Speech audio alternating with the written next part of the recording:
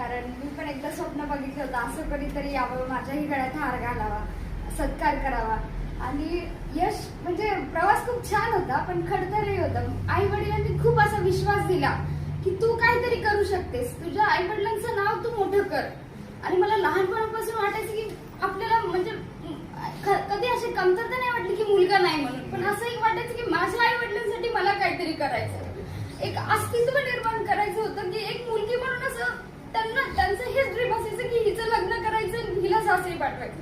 माझ्या आई वडिलांनी मला काहीतरी एक मोठ्या पदापर्यंत बघितलं. म्हणजे त्यांना असं वाटलं की नाही, मी माझ्या मुला म्हणजे एक प्रिन्सेस ट्रीटमेंट कशी असते तशी या राजा आणि राणीने मला दिली आहे. आणि मला असं वाटतं की या आई वडिलांसाठी अजून खूप असं मोठं महाल तयार करावं आणि मुलगा नाही करणार असं काहीतरी करावं की मुलापेक्षाही जास्त मी काहीतरी बनेल आणि मी काहीतरी करेल.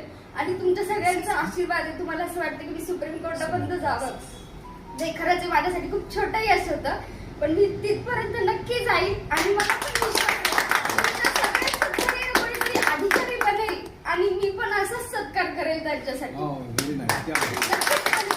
फक्त मी एवढं सांगते की तुमच्या मुलांना पण तुम्ही एक विश्वास द्या की असं नका म्हणू की तुझ्याच्याने काय होणार आहे, तू कसा करू शकशील. एक विश्वास द्या की नाही, तू पण करणार, तुझ्याकडून पण होणार. आणि मोठ्यापर्यंत म्हणजे मोठं स्वप्न बघा. असं नाही की आता लगेच तू कर, 12वी झालीये, तुझं काहीतरी करायचंय, नाही, मोठं स्वप्न बघा, तुम्ही पण करू शकणार. आणि जिद्द आणि कन्सिस्टन्सी, डिसिप्लिन हे फक्त ठेवा. आणि मी रिक्वेस्ट करते